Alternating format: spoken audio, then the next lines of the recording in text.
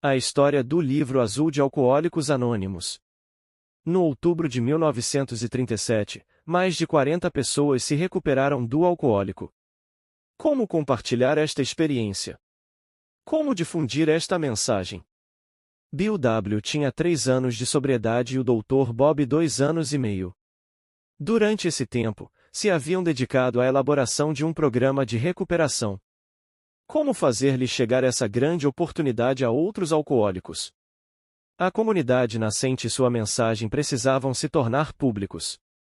Sobretudo, era necessário escrever um livro que citasse suas experiências e levasse a mensagem a diferentes lugares. Tal livro não só podia guiar outros alcoólicos para sua recuperação, mas também narraria algumas histórias, além de ser uma grande guia para as relações públicas de Alcoólicos Anônimos. O Dr. Bob se entusiasmou com a ideia, mesmo sendo algo ascético em relação a missionários em salários e hospitais. Com ânimos de lucro, a ideia era levar a mensagem de forma incondicional e sem problemas. Assim, depois de algumas reuniões com outros membros, o Dr. Bob ofereceu seu apoio quando se falou da necessidade de um livro. Alguns membros se opunham à edição de livro ou folheto, mas finalmente se decidiu resolver esse assunto através de uma votação. A consciência do grupo de Alcoólicos Anônimos já estava trabalhando e elaborando as decisões para o futuro da comunidade. O Dr. Leonard B. Strong, irmão de Bill W., o colocou em contato com William Richardson, encarregado das inversões de caridade e amigo, à sua vez, de John Rockefeller. O Sr. Richardson convidou depois ao Sr. Albert Scott, presidente de custódios da Igreja Riverside. Este era grande amigo de Frank Amos, renomado publicista, que com o tempo chegou a ser custódio de Alcoólicos Anônimos, juntamente com Leroy Shipman, encarregado dos negócios personagens de Rockefeller. Dr. William Sevard, que declarou a Bill W. como irrecuperável, e que desta reunião tão esperada por Bill W., o Dr. Bob e alguns membros só ouviram. O que podemos fazer para ajudá-los? Não iria. Não irá o dinheiro perverter tudo isso? Não se criará uma classe profissional? Não se perderá a efetividade da transmissão da mensagem de pessoa a pessoa?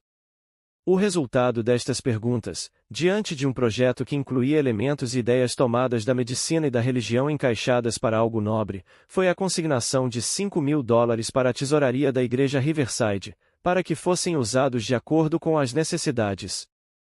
Bill W. e o Dr. Bob retiravam $30 semanais até que o dinheiro se lhes terminou. Tudo parecia dissolvido. Rockefeller manifestou que havia tido uma experiência emocionante e formidável, mas, por favor, nunca me peçam mais. Isto era desalentador. No entanto, o tempo demonstrou que foi o melhor que pôde ter acontecido na nossa comunidade. Os cofundadores e seus amigos renovaram os esforços, criaram uma fundação sem ânimo de lucro. Eles se fariam cargo da mensagem, dos fundos e das contribuições. O nome que se deu foi o de Fundação Alcoólica, sendo constituído com alguns estatutos. Este foi o nome que mudou depois, o da Junta de Serviços Generais de Alcoólicos Anônimos. Entre os meses de março e abril de 1938, Bill W. começou a trabalhar no livro.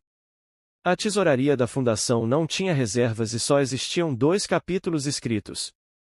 Tinha que editá-los. Gene Xman, editor da revista APER, perguntou a Bill W. Será que você é capaz de escrever todo um livro? Com todo esse estilo? Quantos meses levará?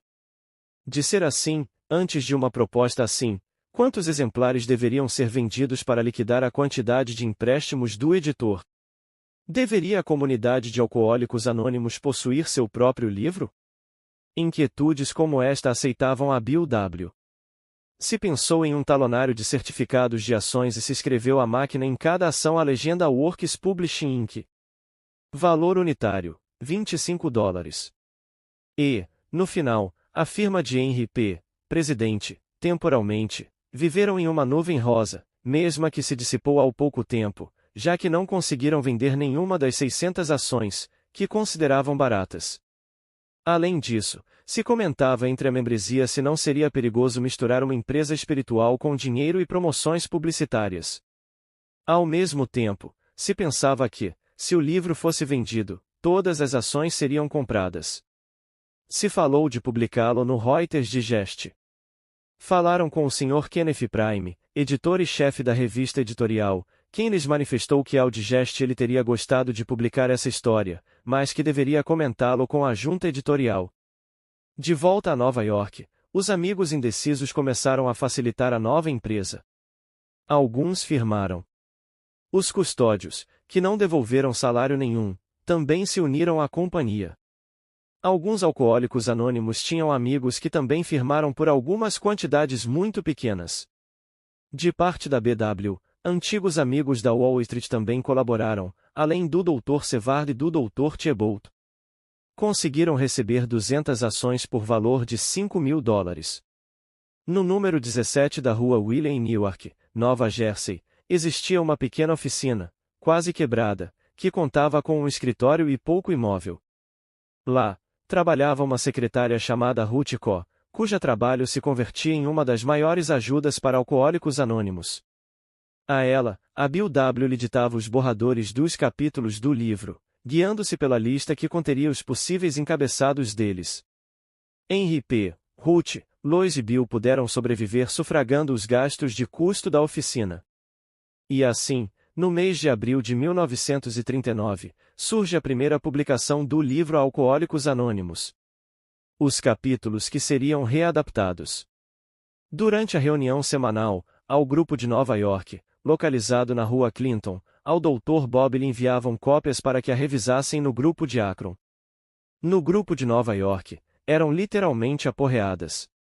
Estas serviram enormemente para que se incrementassem o entusiasmo e a confiança. Ruth Oak teve que copiar os artículos uma e outra vez. O trabalho se foi avançando. Estavam readaptados o capítulo 5, a história pessoal do Bill W. e 3 capítulos mais. Há uma solução, algo mais perto do alcoólico e nós, os agnósticos. Ainda faltava inserir a coluna vertebral do livro. As discussões sobre os primeiros 4 capítulos fizeram com que a Bill W. chegasse a pensar em tirar pela janela os bêbados. A literatura tinha que ser clara, extensiva e explícita. Não se havia avançado muito com o texto do livro. Fazia falta mais. Algo mais. Fazia falta uma seção de histórias personagens, um testemunho da membresia. Uma vez reunido o material, se tiraram 400 cópias mimeografadas do livro com um selo que dizia cópia prestada para proteger os direitos de autor. Depois de que os nova-iorquinos tinham abandonado os grupos Oxford em 1937, começaram a se designar como um punhado anônimo de alcoólicos. Desta frase a ideia de alcoólicos anônimos, não existia mais que um passo. Este é a origem exata do nome do livro. Se havia pensado titulá-lo A Saída. Se recordou que o livro havia sido um labor conjunto, finalmente. Depois de consultar mais de 100 títulos, foram à Biblioteca do Congresso, onde não existia nenhuma registrado sob o título de Alcoólicos Anônimos, e desta forma se formou o nome da nossa comunidade. Maurice Maker publicou um artigo titulado Alcoólicos Anônimos e deu-os na revista Liberty no mês de setembro de 1939. A redação da mesma recebeu cerca de 800 cartas pedindo ajuda. As enviaram a Ruth Alk e a Bill W. Felizes 24 horas e até a próxima!